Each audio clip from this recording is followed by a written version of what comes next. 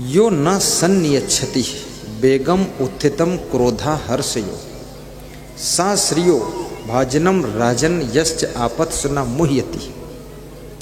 विदुर जी कहते हैं धृतराष्ट्र, जो क्रोध के आने पर भी क्रोध नहीं करता है और खुशियों के आने पर भी दूसरों को दिखाता नहीं है कि मैं कितना खुश हूं, वह व्यक्ति राज्य और लक्ष्मी का अधिकारी बनता है। राज्य और लक्ष्मी का अधिकारी बनता है। इसलिए अपनी खुशियों को भी पचाना सीखना और यदि क्रोध आ जाए तो उसको पी जाना सीखना, क्योंकि क्रोध में लिया गया निर्णय आपके भविष्य को बिगाड़ देता है। कभी कभी राजनीतिक क्षेत्र में तुम्हें आगे बढ़ने के बहुत चांस थे, लेकिन तुम्हारे क्रोध ने तुमको ढकेल कर पीछे कर दिया है। गुस्सा में आकर के तुमने हाई कमान को अंड बंड बोल दिया। बोलने से पहले तौल लीजिए किसको क्या बोलना है, क्योंकि मुख से निकली हुई बोली, बंदूक से निकली हुई गोली, इस पर तुम्हारा कंट्रोल खत्म हो जाता है। उस पर थोड़ा विवेक कर लीजिए। इसलिए जो बहुत बुद्धिमान होते हैं वे बहुत कम बोलते हैं, जो मीडियम बुद्धिमान होते हैं वो थोड़ा मध्यम बोलते हैं, और जो कम बुद्धिमान होते हैं फिर बहुत बोलते हैं। और उनसे कहो तुम जरा चुप रहो तो कहते मैं क्यों चुप रहूं, कोई चुप नहीं रहता, मैं भी चुप नहीं रहूंगा। और मौन की शक्ति को पहचानो। जब आपके घर में कलह कलेश ज्यादा बढ़ रहा हो तो आप थोड़ा मौन की साधना कीजिए। कभी राम बन के, कभी लक्ष्मण बन के, कभी भरत बन के, कभी शत्रुघ्न बन करके रहिए। 4 in 1 आपकी लाइफ में होना चाहिए।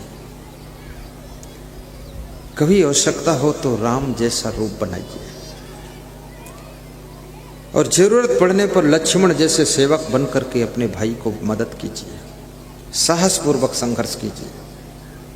और कभी भरत बन करके प्रेम का रूप खड़ा कर दीजिए, और कभी शत्रुघ्न बन करके मौन की साधना कीजिए। शत्रुघ्न मौन का रूप है, भरत प्रेम का रूप है, और लक्ष्मण सेवा का रूप है, और राम तो आनंद का रूप है।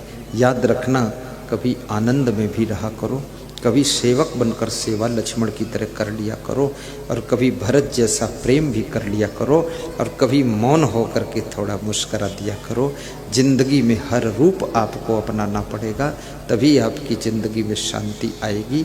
और गम खाओ कम खाओ, ये फार्मूला तो आपने सुना है, पर ज़्यादातर लोग खाने बैठते हैं तो डबल खा लेते हैं, और गम खाने का नंबर आता तो कहते क्या हम ही गम खाएं, सबको गम खाना चाहिए।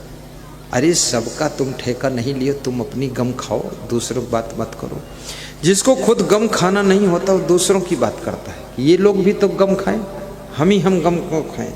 नहीं, कोई गम खाए या न खाए, आप गम खा लीजिए और मुस्कुराइए कि इस संसार में गम खाने वाले लोग ही सुखी रहते हैं। जो गम नहीं खा सकते हैं उनकी जिंदगी गम में बीत जाती है। गम माने चिंता भी होता है, तो गम माने सहना भी होता है। जो गम खा लेते हैं उनकी जिंदगी की गम कम हो जाती है, और जो गम नहीं खा पाते हैं वे दुनिया से खुद ही कम हो जाते हैं। इसलिए गम खाना भी सीखो। जिन्होंने राजनीतिक पार्टी में गम नहीं खाया वो पार्टी से कम हो गए, अलग हो गए, और जिन्होंने घर में गम नहीं खाया वो घर से अलग थलग हो गए, और जिन्होंने आश्रम में गम नहीं खाया वे साधु बनकर भी अलग थलग हो गए। गम खाने वाले लोग ही एक धागे में जुड़ करके रह सकते हैं, और गम खाने वाले लोग प्रेम के धागे को मजबूत कर सकते हैं। और जो गम खाना जानता है वही क्रोध की आग को बुझा सकता है और शांति के अमृत का पान कर सकता है।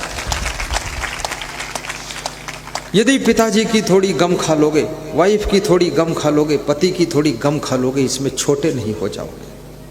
एक कमिश्नर के यहाँ मेरी पधरौनी थी, जलपान था, नाश्ता, तो उसकी पत्नी को टाइम नहीं मिलता था कमिश्नर को समझाने का, तो मेरे सामने ही उनको समझा रही थी। तो कमिश्नर मुस्कुरा रहे थे। कमिश्नर बहुत बड़ा वक्ता था, तो हमने कहा कुछ आप नहीं बोल रहे हो, ये बोलने का स्थान नहीं, ये सुनने का स्थान है। यहाँ हमारी पत्नी का नंबर रहता है, ये प्रवचन देती है, मैं सुनता रहता तो मैंने कहा इससे फायदा क्या? बोले फायदा ये पूरे घर का लोड इसी के ऊपर है, हम तो निश्चिंत रहते हैं, और ज़्यादा हम बोलेंगे तो ये लोड छोड़ देगी तो पूरा लोड मेरे ऊपर आएगा, इसलिए बोलने से कोई फायदा नहीं है, इसको धन्यवाद दे देता हूँ। बहुत बड़ी बात है, जो लोग पूरा लोड लिए हुए हैं उनकी बातें थोड़ा बैठ करके प्रेम से सुन लिया करो, और उनकी थोड़ी प्रशंसा भी कभी कभी कर दिया करो। मैं नेपाल में गया आज के 30 से 31 वर्ष पहले पहली बार, तो वहाँ मैंने ज़्यादातर देखा वहाँ महिलाएं ही पूरा घर का लोड लेती हैं, दुकान का लोड लेती हैं, और पुरुष लोग महिलाओं का स्थान लेते हैं। वो घर में बैठे रहते हैं, सब्जी उब्जी काटते रहते हैं। तो हमारे एक भक्त थे, नाम नहीं लूँगा, नहीं तो वो सुन रहे होंगे यूट्यूब में लाइव टेलीकास्ट, तो गड़बड़ हो जाता है, फिर बोलते हमें तुमने बदनाम कर दिया। तो मैंने उनसे पूछा कि तुम कुछ बोलते नहीं हो? बोले ना बोलने में बहुत सुख मिला है। हमने कहा क्या मिला? बोले दुकान भी वाइफ चलाती है, मकान भी वाइफ चलाती है, और हमको भी वाइफ चलाती है, और सबको वाइफ चलाती है। तो हमने कहा वाइफ को कौन चलाता है? बोले वो खुद को चलाती है। बोले हम बहुत सुखी हैं, ज़्यादा हम बोलेंगे तो ये सब लोड हमारे ऊपर ही आ जाएगा। और हम उसको रोज़ शाम को धन्यवाद देते हैं कि तुम बहुत बुद्धिमान हो और महान हो, तुम जैसी पत्नी मिल गई तो समझो हमको तो सब सुख मिल गया। तो वो और दौड़ दौड़ के काम करती है, और मैं बड़ा आनंद से रहता हूँ, सोफा सेट पर बैठता हूँ। तो हमने कहा अगर अगले जन्म में तुम कहीं पत्नी बन गए तो, वो पति बन गई तब क्या होगा? बोले पत्नी अगर हम बन गए तो फिर हम अपने पति को धन्यवाद देंगे, तो पति को दौड़ाएंगे, खूब काम लेंगे उससे। कितनी लेडीज भी होशियार है, अपने पति को बहुत धन्यवाद देती है, और उसका पति 60 साल की उम्र में भी जवानों जैसी छलांग मारता है और कहता है अभी हम कमजोर नहीं हैं, पूरा सब हम संभाल लेंगे। और पत्नी मुस्कुराती है, चाय पीती है कि दौड़े रहो, जय हो तुम्हारी बजरंग बली, भागो चाहे जिस गली। थोड़ी प्रशंसा करके उनसे ज़्यादा काम लिया जा सकता है, इसलिए आप थोड़ा थोड़ा प्रशंसा कर दिया करो। सत्संग धीरे धीरे विराम की ओर जाएगा। कुछ श्रोताओं के ऊपर ऐसा लग रहा है धूप आ रही है, धूप से डरो मत, धूप से विटामिन डी मिलता है, और विटामिन डी मिलने से दिमाग तेज होता है, और दिमाग तेज होने से प्रवचन याद रहता है। इसलिए धूप बुलाई गई है कि थोड़ा इन पर धूप पड़ जाए, नहीं तो ये सब भूल जाएंगे प्रवचन, तुम्हें याद रहे।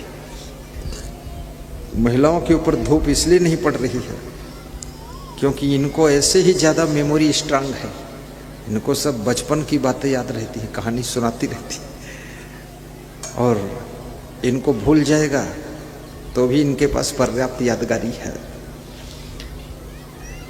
सूरज की धूप आपके जॉइंट दर्द को भी खत्म करती है। सूरज की धूप, सुबह सुबह की धूप आपके चेहरे को चमकदार लालिमा देती है, और सूरज की धूप आपकी स्मरण शक्ति को बढ़ाती है, और सूरज की धूप आपके बदन के नस नस की दर्द को खींच लेती है। इसलिए हर शरीर में थोड़ा सुबह सुबह की धूप लगनी चाहिए, और 3 बजे के बाद की भी धूप लग जाए तो क्या पूछना, फिर पूरा शरीर गर्म हो जाएगा। फिजियोथेरेपी कराने की जरूरत ही नहीं, ये फ्री की फिजियोथेरेपी सेकाई हो रही है, और इसको करा लीजिए। आप पंडाल में चल रहा है, कुछ पैसा देना हो तो दान डिब्बे में दान डाल दीजिए, ये फ्री सेकाई सबकी कर रहा हूँ, और इससे आपका स्वास्थ्य अच्छा रहेगा। और जिनको घुटना दर्द है, कमर में दर्द बहुत है, उनके लिए राइट किंग ऑयल और एनार्ट पाउडर श्री जीवन आयुर्वेद कंपनी का आता है, उसको प्राप्त करके आप प्रयोग करें, ढूंढना कहीं मिल सकता है। और ये रामबाण है, लाखों लोगों का दर्द दूर हुआ है।